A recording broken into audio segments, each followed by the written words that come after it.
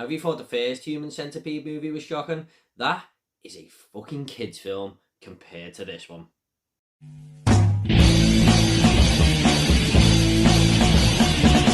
What is up, everyone? Movie back again with another video, and today is going to be another episode of shocking movie reviews. And today we are on episode 3, The Human Centipede Part 2 Second Sequence, and this is directed by Tom Six and stars Laurence R. Harvey. Now, this tells the story of Lorna Martin, who is obsessed with the first Human Centipede film and sets out to create his own 12-person centipede. So after reviewing the first movie, if you want to see that video, that will be down below. We are on to the second part of this Human Centipede trilogy. Now, I am led to believe that this is the most shocking out of all 3 of these films. I have not checked the third one out yet, but that will be getting reviewed on the channel sometime after this one. And this was actually that bad that here in the UK, the BBFC, the British Board of Film Classification, forced Tom Six and the movie company to cut 3 minutes of this film if he wanted it to be released here. Now, I am going to be reviewing the full uncut version here. I couldn't do this video review watching the UK version. It just wouldn't feel right. And I have actually seen this film once before, way back when it came out in about 2010 there. And I watched it with my ex-housemate of all people. I only lived with her for like 3 months, but we ended up watching The Human Centipede too. And I remember this being the most brutal and disturbing thing that I had ever seen in my life. And I do think we watched that cut version there as well. So it just shows you that there was more to come. So 10 years later, even more than 10 years, do I still find this movie shocking? But more importantly, is The Human Centipede 2 a good film? Let's find out. Now, the first thing I noticed about this film was the black and white aspect that Tom Six had gone for here. And upon looking this up, why he had gone for this, he was actually forced by the movie studios to do this because they thought the film would be way too gory and over the top. And I think they just wanted to take a little bit more of the impact away instead of going a step too far. And the only reason I can think for that, because they know he's making a shocking film, is that it might not have got a release anywhere. So it can be a little bit understandable, I suppose. But I actually think it was a bit of a blessing in disguise here because it just gives off a truly dull and depressing feel to it. And it just fits this movie's tone really well, actually. I really like the shift in concept here as well, the way there's a lot of meta involved. Now, Martin, who works in this parking lot, who's our main focus, this real antagonist, I'll get into him in a minute, is obsessed with the first movie. You know, he watches it daily in the car park where he works, just on repeat there.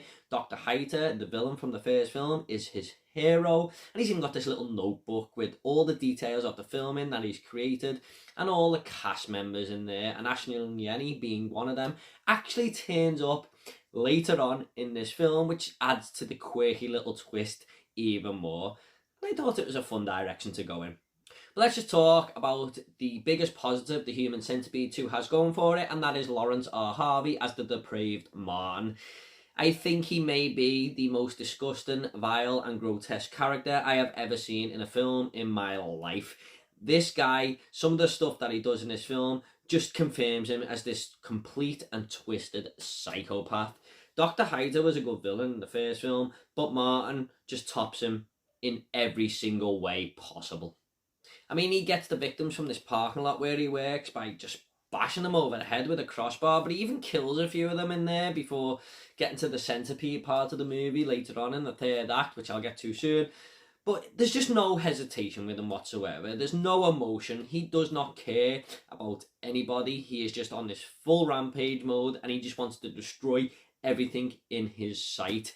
He just is heartless, basically, if you like. And he even has this centipede at home, and it only confirms that he enjoys seeing other people in pain, because even when he's feeding this centipede, he's feeding them these little live cockroaches, and when the centipede catches it and crushes it and eats it alive, he's just laughing to himself and getting all giddy and going, yeah! And he just made me feel totally uneasy all the way through. It's like he likes seeing things like insects or people in displeasure. He gets off on it, and he is just a vile, vile human being.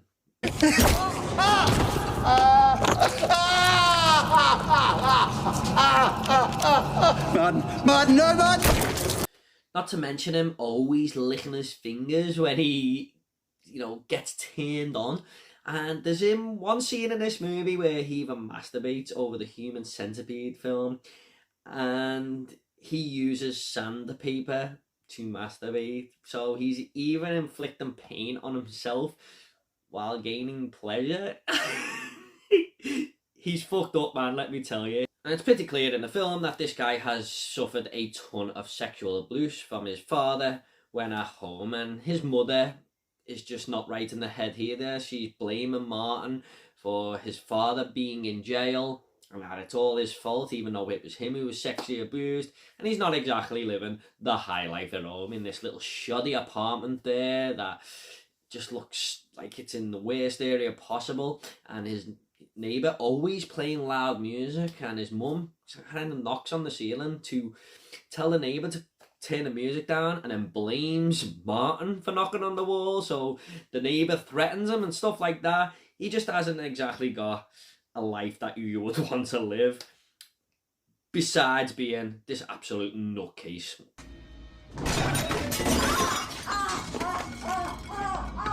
I'm gonna play my music so fucking loud it's gonna make your fucking ears bleed, you cocksucking dwarf. And about halfway through the film, Martin does in fact kill his own mother. And up to this point I was thinking, did I really think this was actually a brutal movie? Is this meant to be one of the most shocking films ever?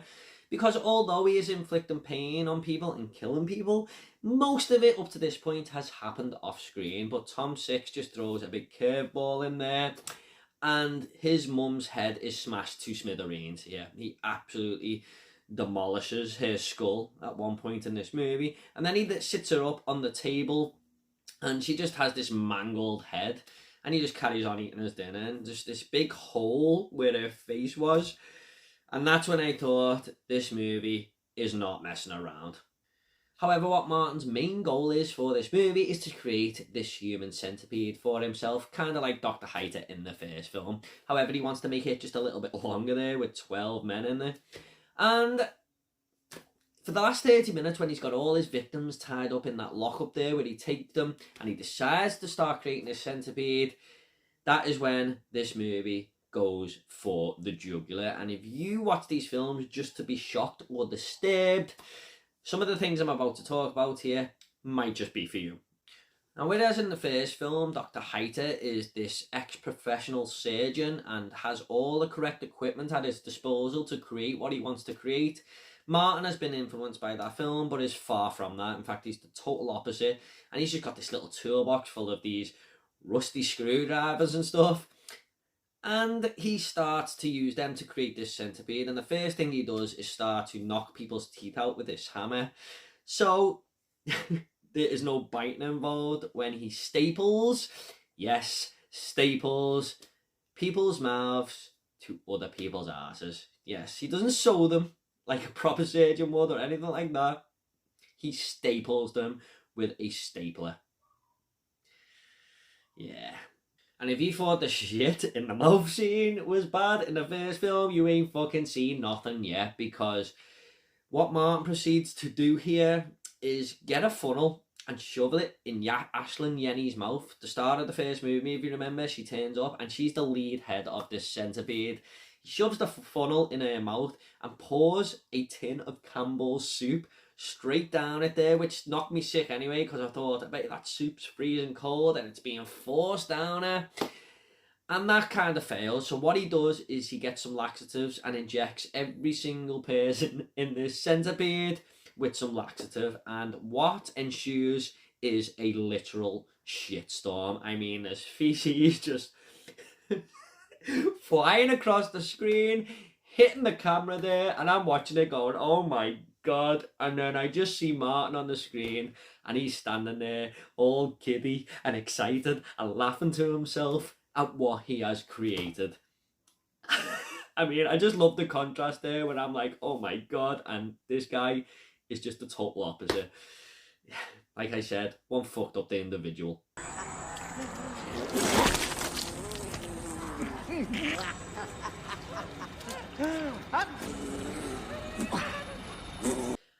that wasn't enough. Do you remember when I said about the sandpaper where Martin masturbates with it? Well, here he proceeds to get some barbed wire, wrap it around his penis, go to the back of the centipede where this young girl is, and proceed to have sex with this centipede. Now, it just was so strange to me because he's not actually having sex with the girl at the back. You know, in his mind, he's having sex with the creation that he's built, and that is just totally fucked up. Never mind implying some pain to that poor woman at the back with the barbed wire around them. What was going through Tom Six's head when he wrote this movie?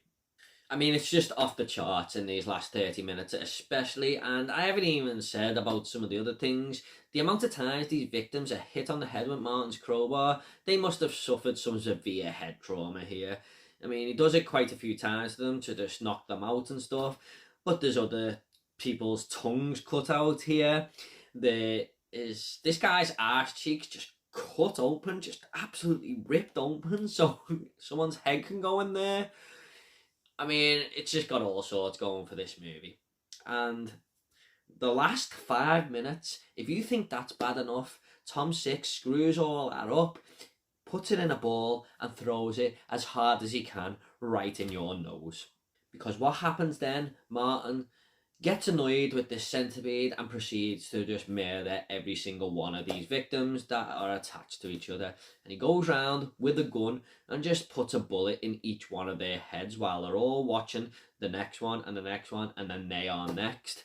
And then he runs out of bullets and there's like 4 people left in the centipede. So what does he do? He gets this blade and just starts cutting through people's necks, and it is pretty gruesome to watch. And that for me was the hardest part of the movie. That was the most shocking aspect of this film, because it was just I just thought, what are these victims going through here? You know, they've gone through all this and now they've got to watch each other be killed before it's their turn, and it just confirms how much of a dangerous individual Martin is. But I actually thought Martin's death was really clever too. Here, one of the girls does sort of overpower him a little bit, shove the funnel in his mouth, and his pet centipede is in this room, and she gets the centipede and shoves it down the funnel right into his stomach there. And you've seen this centipede just attack these cockroaches through the film, so you know it's starting to eat at his insides, and I thought that was a fucking awesome death for him, and one that was truly deserved. Another little positive here was the score. I mean, there's a little background noise just kind of playing all the way through this movie, and it just adds to the cruelness of what's being inflicted. It's kind of haunting, if you like, and it just added to the atmosphere, in my opinion. However, I do have a few problems with this film. One of them being the story. Now, I know a lot of these shocker movies don't really have story attached to them, but Tom Six in the first film did actually go for a horror concept that is well known, but he still had a story going there. And apart from the meta, which is used here, kind of like New Nightmare, which he done, a film within a film, I like that. There's nothing really else going for it. I mean, he kind of just went for shock value and nothing else here, in my opinion. And to me, that is a downgrade from the first movie. I mean, if you're going to make a shocker movie just to shock, I get that. But when you've done it at an okay level in the first film, and here you're just going for shock value, that is only going to downgrade your sequel, in my opinion. I mean, you kind of just feel hollow and empty when the film is finished, and kind of, what the hell was the point? I mean, it depends if you watch the first one though, I suppose, because this one is just not caring about story. But if you want to go for this for shock value and that's all you're caring about, fair enough. However, there is a shocker moment in this movie that everyone says is the most depraved part of the film, but for me, I just thought it was the worst scene in the entire movie. So what happens is this girl actually escapes Martin's lockup and locks herself in a car. She is heavily pregnant and she actually gives birth in the car while Martin is sort of banging on the window, but there's no way he can get in. And she gives birth to this baby, and for some reason, I don't know why, the baby is born, falls under the pedal of this vehicle, and the mother just crushes the newborn baby's head with the pedal. I mean, did she not think to just pick the newborn baby up and put it on the seat next to her or something? I mean, Martin was just stood there watching her, really. She had a couple of seconds to do that. This baby that she's just carried for 9 months, she's just going to decide to crush it just to get away. I mean, that for me isn't a mother's instinct, in my opinion. And I thought I'd missed something, so I rewound the film a little bit there just to see if I missed, did she mean it or anything? But no, I didn't. It was actually intended to be there, and the mother kind of just didn't care. It just didn't sit right with me. It didn't shock me because it was just something that took me out the film, to be honest. I just thought it was a bit of a stupid scene. It just didn't make sense. I mean, that scene just screamed like Tom Six was trying a little bit too hard for me there. But also, Martin, where he takes these victims, ties them up with tape, and he puts tape over their mouth. And he leaves them there for days on end, under no supervision whatsoever. And I kind of feel like it was hard to believe that none of these victims escaped just because of a bit of tape. I mean, you think one of them would have crawled to a wall and found a bit of sharp object or something and rubbed the tape against it. But what really took me out of it was one guy even gets the tape loose off his mouth, and he doesn't think to go over to someone else and bite the tape off their arms where they've been tied up. I just feel like 12 victims in a room just bound by tape, one of them could have escaped at least. I mean, come on.